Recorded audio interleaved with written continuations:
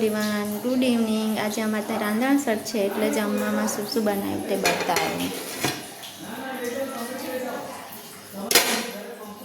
આ છે મેથીના ગોટા, પછી આવે છે પતરવેલીના ભજીયા, આમાં છે વાંસના ફૂલ, પછી છે કંટોલાનું શાક, પછી મગના વૈડા, ચોળી બટાકાનું શાક, મેથીના ઢેબરા, નીચે છે વડા,